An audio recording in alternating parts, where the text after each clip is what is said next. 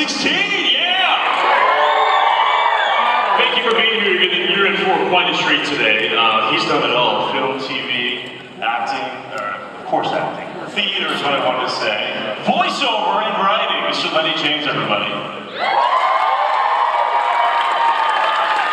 Alright, so we have a microphone right here. If you'd like to ask questions, start forming a line and we'll get to you in just a moment. But Mr. James, thank you for coming to Salt Lake City. How's it been so far? Good. Please call me Lennie. Done. Okay. I don't know who this Mr. James is you speak of. Probably your father. Probably. Alright. Have you been to Salt Lake City before? I have not. First time here. Do you ski much at all? I do ski, but often I'm not allowed to ski because of insurance and shows. Because of the work? Yeah. I was going to say, if you do, you should come back and try our slopes. Are pretty intense. I will do.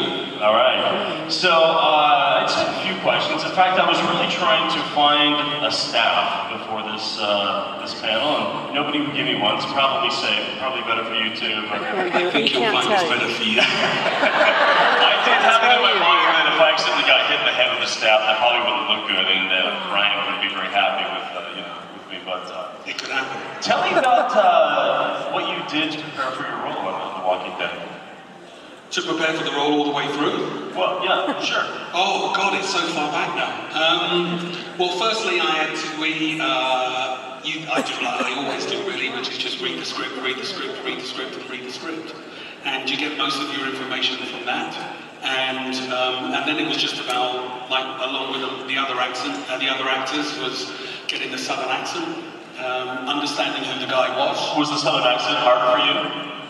No, I don't think it was, actually. I think sometimes, strangely enough, the Southern accent English people find a lot easier sometimes than American people do if you're not from the South. Yeah, no, Southern accent's hard. I pop into Australia, I don't know why. Yeah, I don't know why either. Can you say, would you like fries with that? I'm not going to do that. Come on! No, you're not paying me nearly enough. Next time. No, I'm not doing that. Okay. I don't want to belabor The Walking Dead because I'm sure that's what most of the fans are going to ask you about, but I do want to ask you about Destiny and your voiceover role in that and how you've been enjoying that. Do you like doing voiceover? I do like doing voiceovers. I used to do a lot when I was back in England, but since I moved to America, I don't do so much. So Destiny's the one that I do, but I'm not a gamer, and I've only ever seen the game once, and it was kind of surreal, because I was at a dinner party of a couple that I don't really know, and I sit down at the table, and I hear my voice coming from the other room. And so I go in there, and there I am on this game called Destiny. And my whole relationship to the show, to that particular game is every 2 or 3 months they phone up and say, we want to lock you in the room for 3 hours and get you to speak phrases that you have no point of reference for. So I go in the room and I say things like, you are strong, Guardian. And then I leave the room after 3 hours. And you're done. That's it. That's all I know about the game. How thick was the script for the first video game when you first did it? It was top to tail 4 hours. Wow. And just a lot of random lines, right? Lots of random lines and somebody in a booth. And actually when I first did it, the guy who was telling me what to do wasn't even in the same studio as me. So I was in England, the operator was in Los Angeles, and the person in control was in New York. Gotta love technology, nice deadlines, right? Yeah, and I've done it now, different voice overs for Destiny in, I think, 7 different cities around the world. Wow, that is fun.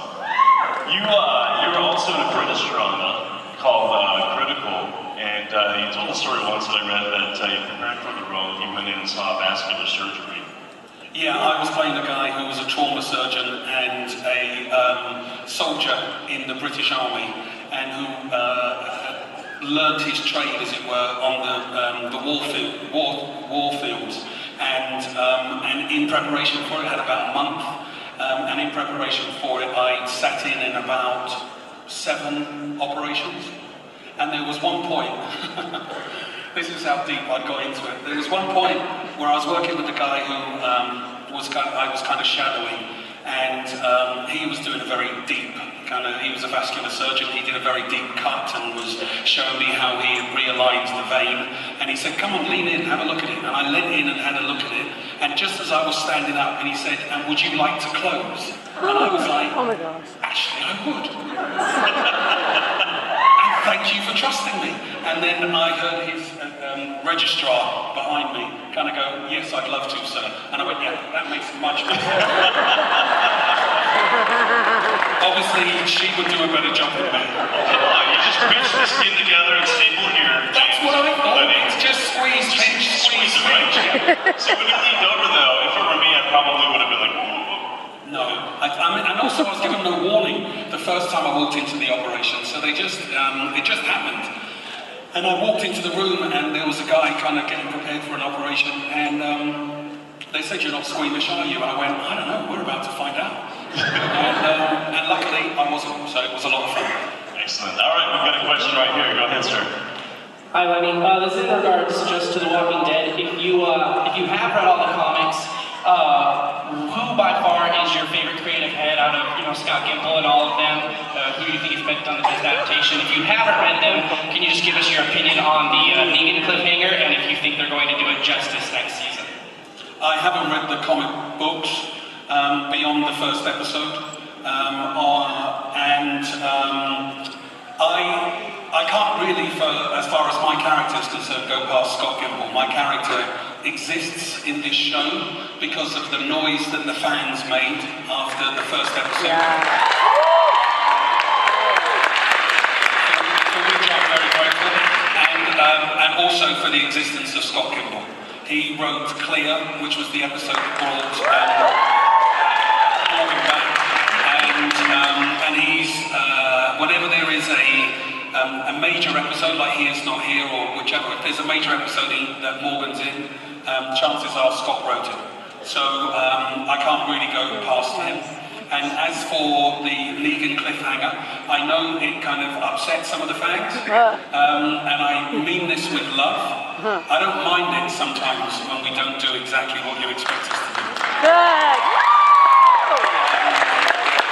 I think on one level, I don't think we should do it for the sake of doing it, but I do think that it's our job to every now and then remind you that we're making the television show and we're not making the comics.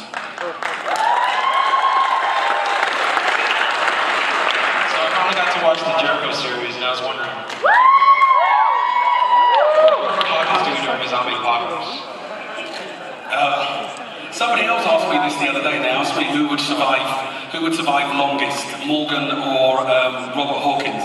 I really don't know, to be honest with you. I'd quite like to be stood next to either of those guys, but I think once Hawkins had run out of bullets, he'd probably be done. So if I had to choose between the two of them, I'd probably stand next to Morgan. But, yeah, almost. Do you know what I mean? I'd take either of them. Thanks. Hi, my name is York. This question is related to Destiny and your voice work there. As the character Shax, what is your favorite line announcing as that character? As I said, most of it's a kind of blur, because I go in and all the lines kind of seem the same. But there was one line which was something like, "If I had two of you, we would win." And I kind of enjoyed that one. But that's about as far as I've kind of got. Most of it I forget the minute I leave the room. It's a bit like, I don't know, trashy TV. You just kind of go, "That's great," forgot it. And so it's a bit like that. How many grunts and groans did you have to do for that character in the video game? At this one point, well, I don't really fight my character. He's kind of, apparently, this is as much as I know, he kind of, with the multiplayers, he's the guy who shows you what to do. So he mostly just comments. But I think in the next incarnation, he gets a little bit more personal, so I had some longer stuff to do. It's like monologues. I was like, we're getting a little Shakespearean up in here. Go ahead. So, for your role in Walking Dead, I know you commented on it a little already, but your role from season 1 wasn't that large. How did you feel personally when you learned you'd be reprising that role of a character the fans love so much? Okay. Here's the thing you have to remember. I did the first episode of The Walking Dead. I think I'm the first person to speak, actually. Thank you. I went to school, I trained. So when we were filming the pilot, we had no idea what this show was going to be. And anybody who says they did, big fat liar. And because we had no idea, mostly the conversation on set when we were filming it was, no one's going to watch this because it's not vampires. That's the conversation we had. So I didn't really, again, I'll say, the kind of noise the fans made about Morgan and the questions that they would start asking the cast meant that I got a text or a voicemail from Andy Lincoln who said, everybody's asking about you, dude, you've got to come back to the show. And that was the only sense I had that the show had suddenly had landed. So my preparation was mostly, from that moment on, every year, either Gail or whoever was the showrunner at that particular time would phone me up and say, what are you doing at the moment? Is there a chance we can have you back? And that's been happening ever since. And my history in the show is very much about when I'm available, when they want me, and what we can make happen.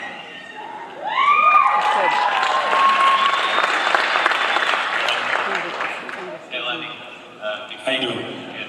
I just want to know what martial arts training or any prior training did you have to get for your role in the current season with the Bo staff?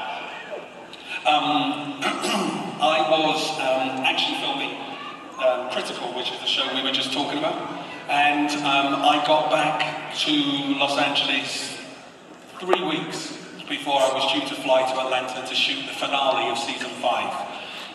So I trained with a guy called Stephen Ho, who was the original Donatello in the Teenage Ninja Turtles. And he's the guy in the suit, and he trained me.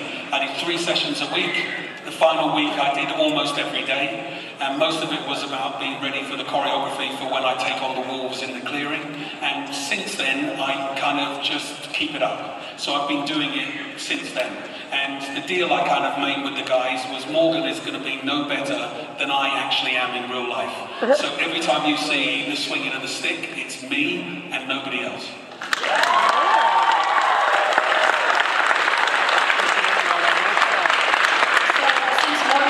Such a devastating change after what happened with his wife and his son. How afraid is he of seeing Rick go down the same hole that Morgan went before he met Eastman? And is he going to be trying to take any preventative measures against Rick going down that hole? That's a good question, actually. I think one of the things that's important about Morgan and the journey that he's going on, and his mantra of all life being precious, is that it's something that he's trying to live by. He's not Eastman. It isn't kind of ingrained in him. He's trying to walk this particular path. And part of his battle, part of his dilemma, is that he knows what it's like when he steps off the path. He's a bit like whoever that saying is that killing is our game and we're very good at it. It can apply to Morgan. You know, Morgan's very good at killing. And he doesn't want to go back that way. And what he sees in Rick, to a certain extent, is what he sees in Carol and what he sees in a number of the other members of the group, which is they're still stuck in survival mode. And what Morgan's saying is, we know how to survive. We've done it. We've made it this far. Now we have to figure out how we're going to live and who we're going to be as people to each other. And I think that's where he's trying to pull Rick.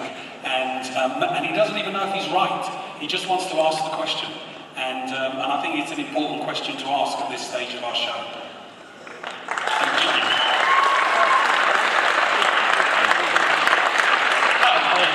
I was wondering, in the cabin when you're held captive by a CIA guy, what was your favorite scene that you did while in that cabin?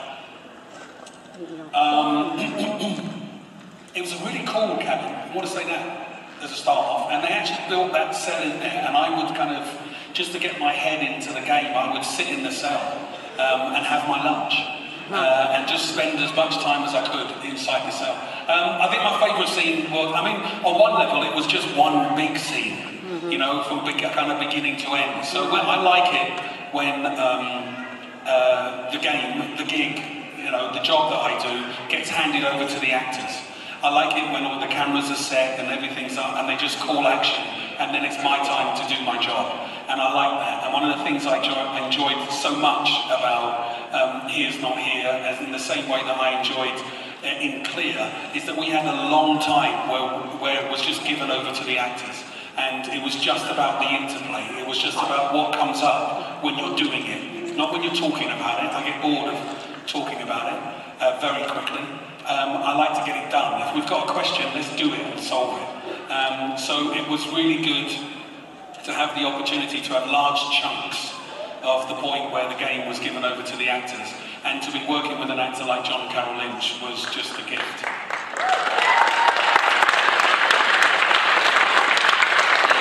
Question from the Sci-Fi podcast. Was really glad to see Morgan's character back, and love what you've done with the character. Of the episodes that you've been in, which one's been your favorite? And the episodes of all the ones you have not been in, which one would be your favorite and why? Sorry, say that again. Of the episodes that you were in, which one was your favorite and why? And the reverse, of the ones you were not in, which one was your favorite? Of the ones that I'm not in, I can't really remember the episode where Herschel is killed, when they take Herschel's head. I didn't know that was going to happen because I don't read the comic books, and it kind of took my breath away and kind of staggered me that that happened to Scott, who I've subsequently got to know really well, and so I suppose that episode would be one that had a big effect on me. I don't know if it's my favourite, but it's the first one that came to mind.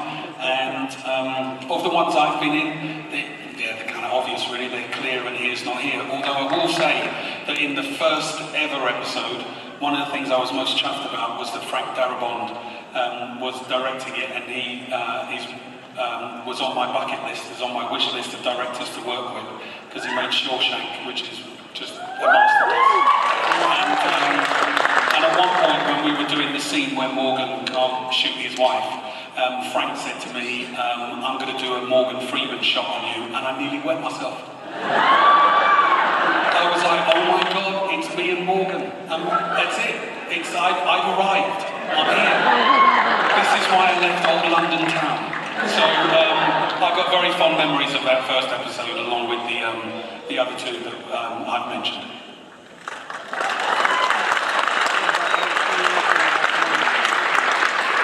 So if you take a step back from the character of Morgan, who do you personally sympathize with more, Rick or Morgan? Just as an individual, whose actions and opinions do you kind of think, oh, you know what, I really would go with Rick on this or not? It's a very difficult question to answer. And on one level, I'm so in it at the moment that to answer it seems a little kind of disloyal, because I understand both of their kind of positions, and both of them are taking it from, they're coming from very different places. Morgan's only really had to be responsible for himself for the last couple of years. Rick, for, you know, from the almost the entirety of the show, has been responsible for a group of people. So they're coming from very different places. I don't know. The only thing I probably do know is that me, Lennie, not brave enough to have been either of them. I would have been the guy on the first day of the zombie apocalypse happening, running down the road, just screaming like a little child. The dead are walking, and just running into a wall and killing myself. That would almost certainly be me. So I can't pick between those two. I understand them too well. Thanks, go ahead. Yes, I was wondering, your body of work, first of all, is just incredible. And your character with Morgan, he really goes into some pretty heavy emotional scenes. Where do you draw from to get there? I mean, I know I was being slightly flippant before, but I read the script and I read the script and I read the script, and a lot of the times, it's happened to me quite a few times where the writer of the script will come up to me and kind of go, I don't know where that came from, where did that come from? And I go, you wrote it. And if you do spend, you know, anybody who's thinking about being an actor and all of those kind of things, the thing to, somebody once described, particularly film acting, good film acting is inviting you into the head of the character. Great film acting is inviting you into the soul of the character. If you're going to get into the soul of the character, you just have to find a couple of truths. And the truth about Morgan is that he's living in a world where the dead are walking and he's responsible for his child. And he's 3 weeks into this experience and his wife has been there. And he's found out, quite recently, that the only way to stop her going through the next step of her hell is to put a bullet in her head. If that was you, how would you feel? Exactly, and that's all I tried to do with Morgan. And the brilliance of the writing was that we were a witness to that very moment where he's trying to pull the trigger. And so all I did was try and play the reality of that situation. What would I feel like if that was somebody I loved at the end of there, and I had to do this thing which I thought was for their best, but there's somebody that I love. How would you handle that? And I just try and put myself in the situation and then play it as it plays out. And in fact, when we shot that particular scene, which is now kind of slightly become an iconic scene of the show, in reality, we were filming a scene downstairs. And the responsibility for that scene being in any way any good is not really down to me, it's down to Frank Darabont. We were filming a scene downstairs, a scene with me, Adrian, who played my son, and Andy Lincoln, and where, sat downstairs as the walkers come to the house. And I'm explaining to him what this world is like. And Frank said, when they were doing the turnaround of the characters, he said, let's just go upstairs and see what we're going to do later. And so we went upstairs to have a look at what we were going to do later. And the camera was set up. And he said, well, let's just give it a go now. And I went, all right. So we just gave it a go. And we did it. And it was only 3 lines in the script. And it was, and we were up there for about 5 minutes, 7 minutes. We shot it, went back down to the other scene, and I never even thought about it until you lot started making a fuss about it. And that's it. That's all it was. So, it's a strange one, but, I just try and put myself in the situation and try and find the truth. Thank you.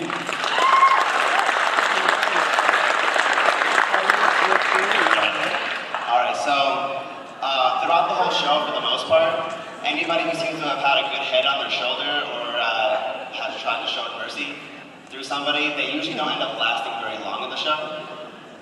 You've seen it throughout every single season so far. So how do you think, as your character, are you continuing planning on surviving? Like, if you ever get pushed back against the wall, are you going to end up choosing to stay alive, or are you just going to try to continue to go the way you have been? Well, mostly what I did before, when I first came back into the season, like last season, when I was doing all the way through the season, I would just stand next to Daryl. Because at that point, I'm like, they're never killing that dude.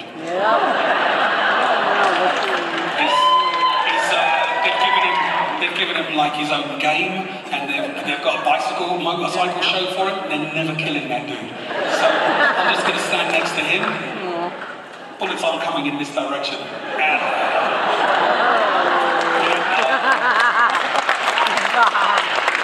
bat, maybe. A bullet, no.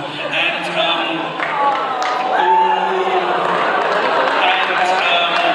just in case you thought I was giving anything away.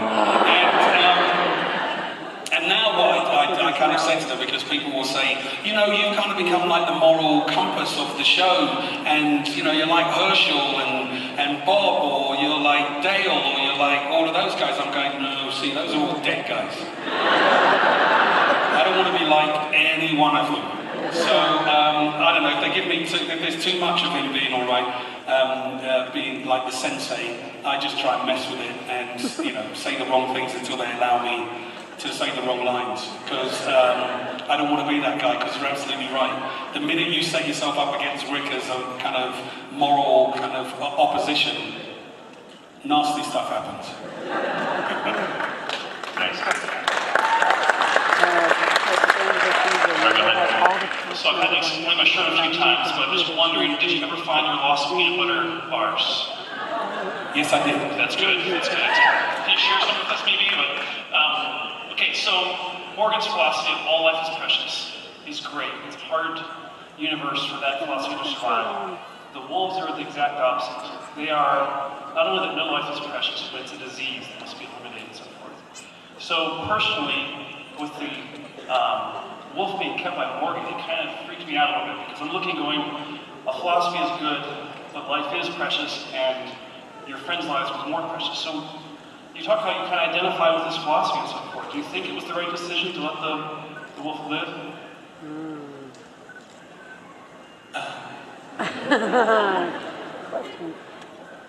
Yes, I do. And I'll explain to you why. I mean, firstly, I have to say, I love the wolves. I thought the wolves were fantastic. I wish they were around longer. I think that feral side of existence after the apocalypse is one that we could do with exploring a little bit more, where there's a kind of pack mentality, and that there isn't a single leader. They're just, all of them are at it. I quite liked them. They scared the hell out of me, and I'm glad they were part of his story. I think one of the problems with Morgan's philosophy is that quite a lot of the time, in the way that we've told the story, there's direct correlation. So he doesn't kill the wolves come back to Alexandria, they kill people and all of that. And that's Morgan's philosophy, and it can be tricky. But the fact of the matter is, just as many people have died doing the other thing. Do you know what I mean? We've lost just as many people by killing first and not treating it like all life is precious. Which is why what I'm saying is that all that Morgan is saying is, let's think about it. Let's think about our first action not being, I'm going to kill you and then see whether or not you're all right. Let's see that the first thing we do is just to say, can we find an alternative to just straight up hurting each other? And if we can't, fine, do like Morgan does, empty the clip at you. But other than that, let's try and find another way of doing it, and that's all he's saying. Thank you.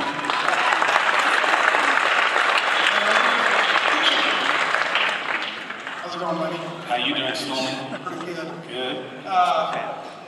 My question is, so kind of in the beginning of season 6, Morgan built a prison, like in his little basement house. And what I'm wondering is Morgan going to make good use of that prison? I will give you the long answer, and I'll give you the short answer. Okay. The long answer is yes, and the short answer is yes. Thank you. Hi. Hello. My question is, other than your reoccurring role on The Walking Dead, what can we expect to see you in next? I just shot the sequel to Blade Runner.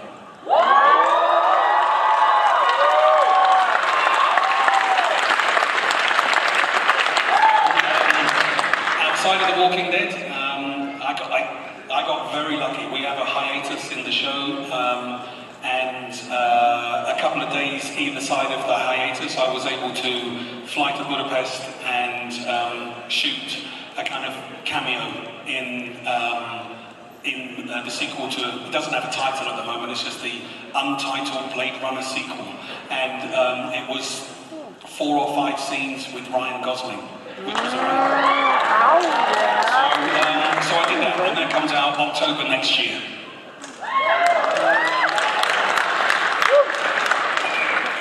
Lennie, my question is, on The Walking Dead, what has been either the funniest or the most memorable kind of behind-the-scenes interaction with the other characters?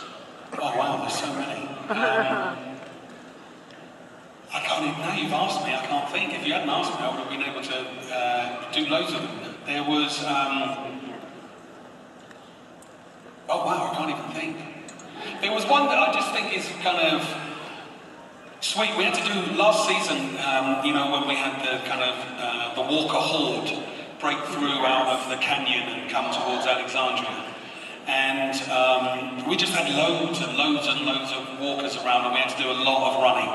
I mean, it's one of those things about this show. It is 100 and God knows what degrees in heat, and it's 100% humidity, and they go, let's make them run. And, so we were just running loads and running back and forwards, myself, Andy and Denai, running one direction, running the next direction, shooting flares in the air, not shooting flares in the air, hitting, fighting people, and our stunt coordinator, Monty Simons, his son, Dalton, was playing one of the walkers, and it was kind of early days of me swinging the stick, and he plays one of the walkers that I knock off and he falls over the canyon, and all day I kept hitting him in the head, actually hitting him in the head, and he kept going to me, no, it's okay man, he helps, really helps. And I was like, really? Yeah, don't worry about it. So I try not to hit him in the head, and every single time I'd hit him in the head. And Andy started writing things over there, telling all the other stunt people when they were working with me, watch out for him, he hits people in the head. And it got to a point where every time I swung the stick, everybody would go, whoa! It's the only one I can remember at the moment.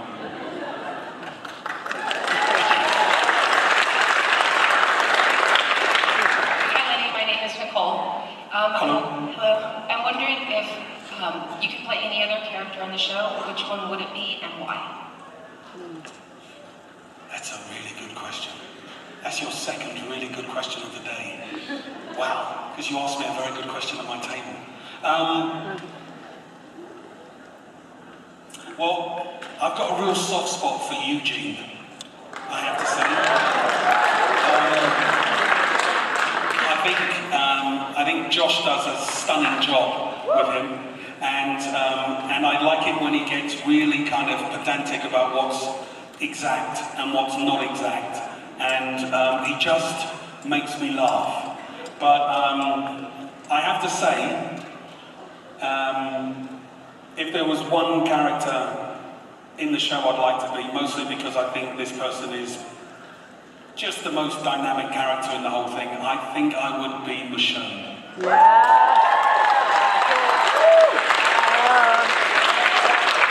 for the dreadlocks.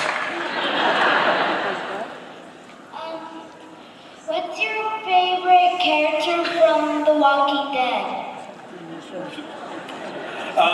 As I said, Eugene at this particular moment in time, he's probably my favourite character, but I do have to say that in the new season coming up, we have an actor called Kari Payton, who is coming in to play King Ezekiel. And I'd quite like to be the first person, if I am the first person, to say he absolutely nails it, and you guys are going to have a lot of fun with him.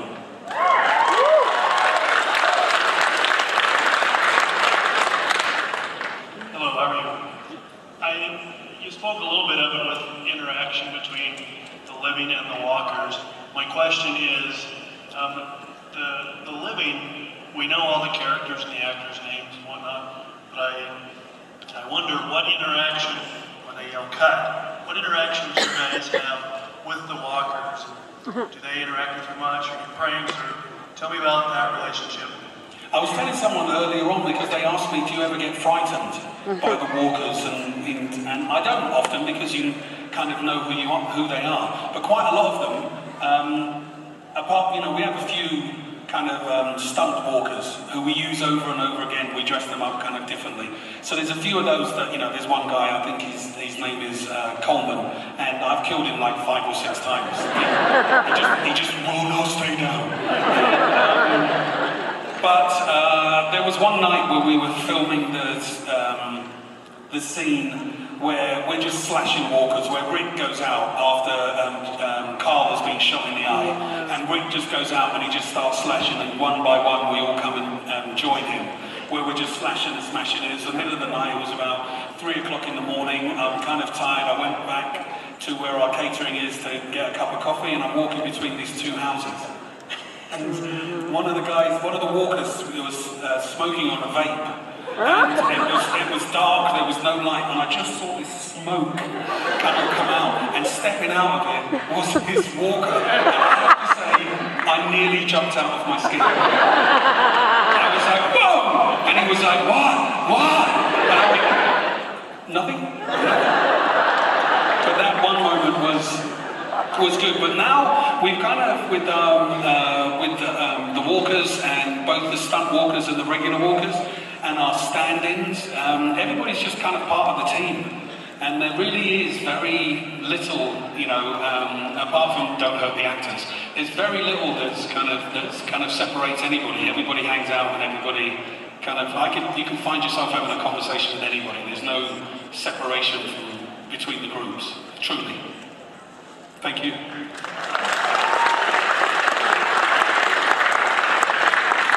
My question is that it's a kind of a moral question. If Morgan had been in Carol's place with Lizzie, how would he have dealt with Lizzie? Oh my God. That's a really good question. Wow. Kind of bumming me out, really. I think ultimately he would have done the same as Carol. I think ultimately I think so. I mean, I'm not sure that there was an alternative in this world. I mean, because there isn't kind of a moral equivalence. We're not living in these times. The question that Morgan poses of all life being precious isn't for us, it's for them, in the place that they're at. To a great or less extent, the world has ended, and this is just the aftermath. And in those places, the rules are different. And I think he would have. Yeah, I think he would have probably done the same. Thank you. Speaking of worlds that ended,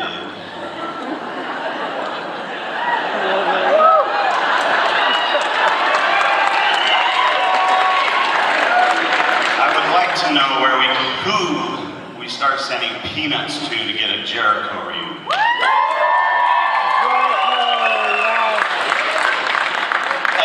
Jericho was my first show in America, and it is very, very, very close to my heart. And if Peanuts wouldn't do it, we would have done it already. I was sad to see that show go, and I made friends for life on that show, and it means a lot to me. And I owe it a lot, but I don't think it's coming back anytime soon. Sorry. Good facial hair, though. Hi, thank you for being here. Thank you. I was wondering, how much lead time do you get to find out that a beloved character is being killed off, and what is generally yours and the cast's reaction when that happens? Okay, I just have to run through and see what I'm allowed to say and what I'm not allowed to say. Basically, the way that it happens is at the beginning of every season, all of the main characters individually sit down with the showrunner, in this case it's Scott Gimple, and he gives you an idea of what your character's trajectory through the season is going to be. All the time that he's talking, and he could be talking for anything up to an hour, nobody is listening. Because all you're waiting for him to say is, do you live or do you die?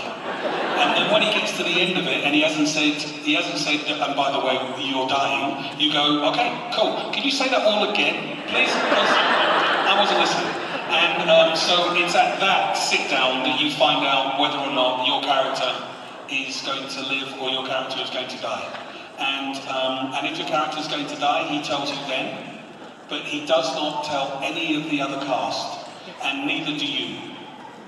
So you don't tell any of the other cast, and then just as the episode that you're about to film, in which that person dies, is coming up, you get the death call from Scott. And he phones you up and he'll say, we're losing X, Y, or Z in this upcoming episode. And then just everybody phones everybody and tries to find a way of gathering. And after the scene that we lose the person that's been shot, we have what we call death dinners. So we all gather and we all get together and we give testimony to the person we're losing. And we tell them how much we love them, we tell them how much we miss them, and we hang their photo on the wall. And that's how we see them in and see them out.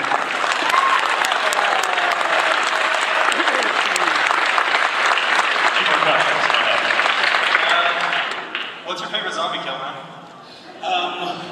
My favourite, well, it's not so much my favourite zombie kill, but there is a moment when you're doing the job that I do, where at its pinnacle, and its absolute best, the best thing I can describe it to is hanging out in the back garden with your best friends, and you're 9 years old, and you're just running around going, I'm going to do this, and then you do that, and then we'll do this, and then I'll jump in the air and I'll do that. And it is the giddiness of being a 9-year-old playing in the back garden.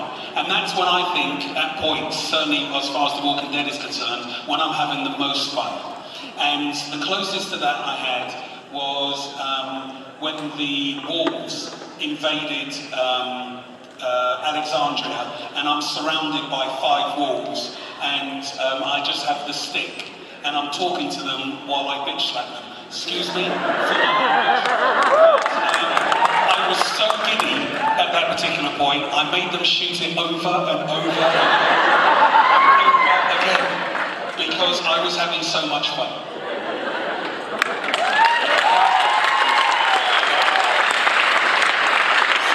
You were in a fantastic, super funny film called Snatch. By far one of my favorite films.